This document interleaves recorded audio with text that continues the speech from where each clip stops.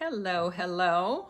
Deborah here from Spirited Living, and back again with another addition to my ongoing series, almost 5 years now, of really embodying, diving into your inner goddess team, what I call your inner goddess team, which is representative of the archetypes of the divine feminine that live in all of us, not gender specific by any stretch, but qualities of compassion and nurturing and honoring our emotions, honoring our intuition. I always do this here on Facebook and Instagram, and then it gets posted on my YouTube channel by Thursday. And on the YouTube channel, you can actually click on a little button on there on the video itself that says I, the letter I, to find out more about the divine feminine. So I just had so much fun. I was on a call a few minutes ago with one of my couples I'm doing couples coaching with, and he is Iranian. He was born in Iran. And I didn't even put together that here, the goddess that I chose for a couple reasons is actually a Persian goddess, originally a Persian goddess. And I think I introduced her in anything that I put out there as a Zoroastrian goddess.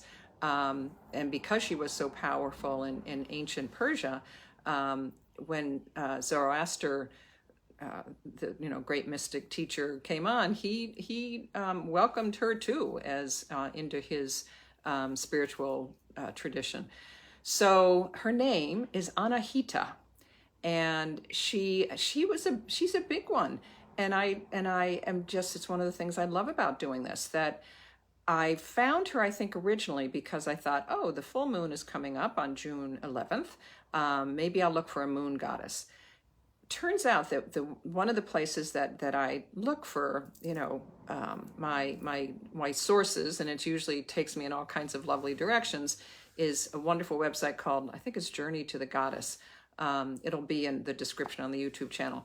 And it talks about Anahita as being a moon goddess, and yet there wasn't a whole lot I found about that. One of her symbols is the moon, apparently.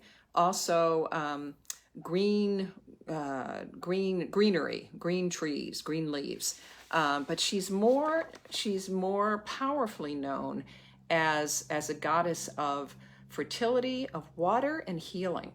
And so much so that there is a river in Iran still to this day. It's no longer called the Anahita River. See if I can find it easily. Yep, here it is. It's the Karun River that was named after her. And she is, I'm going to look at my notes because she's a new one for me.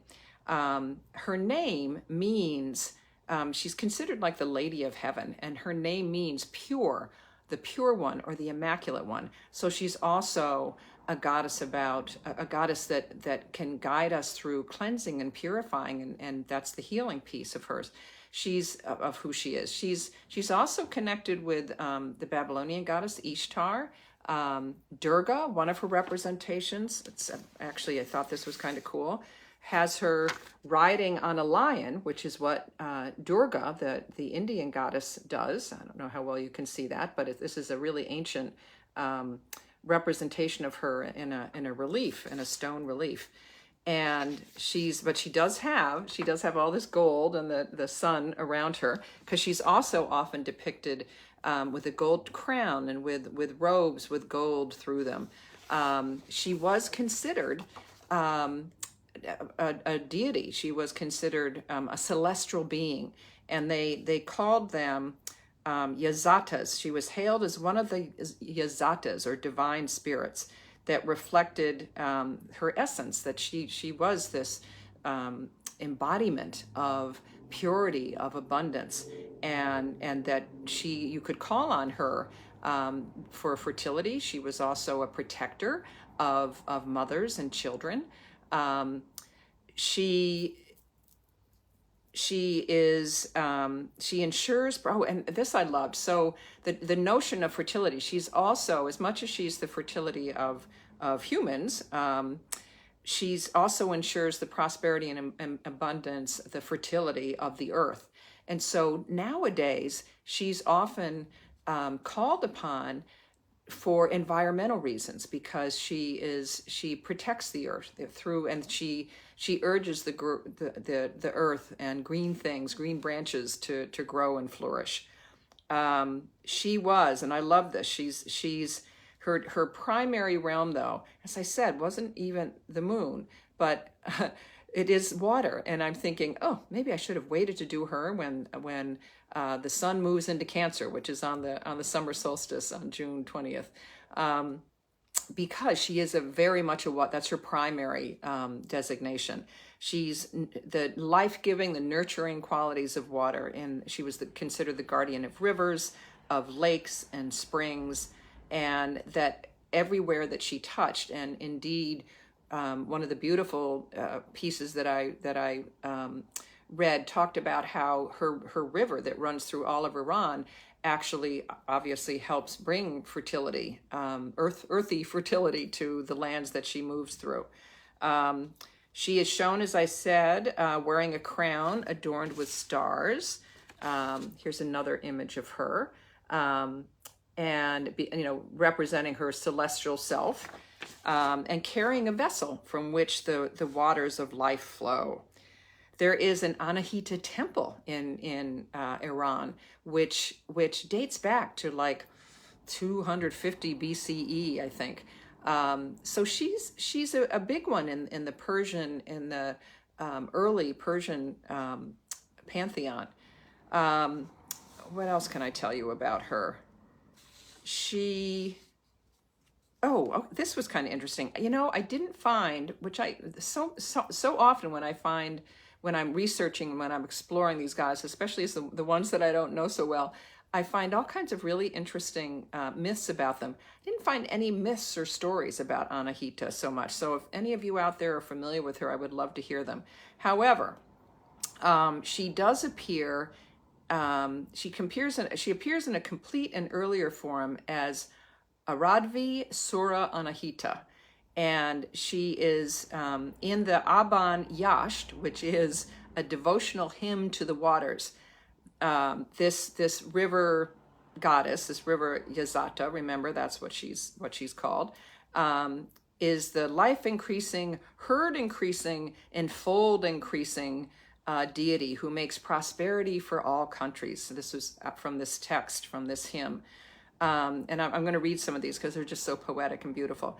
She is wide, flowing, and healing, and associated with fertility, purifying the seed of men and the wombs of women, and encouraging the flow of milk for newborns. As a river deity, she's responsible for the fertility of the soil and the growth of the crops that nurture both man and beast. She's a beautiful, strong maiden wearing beaver skins. And I saw beaver skins one place, and I saw otter skins another place. So, but she has all these beautiful representations. She's also connected, which I loved, with she makes the connection between water and wisdom. And in this same divine hymn, this Aban Yasht, she is the divinity, Ardvi Sura Anahita, is the divinity to which the priests and pupils pray for insight and knowledge. So they, in one of the verses in there, she's seen to ride a chariot drawn by 4 horses, don't know what happened to the lion, that are named wind, rain, cloud, and sleet, all very weather related. In newer passages, she's described as standing in statuesque stillness, ever observed, royalty attired with a golden embroidered crown, with a golden embroidered robe, necklace and earrings, and ankle boots, all this gold stuff. So the idea is that she does, with all this gold, she also represents abundance and prosperity.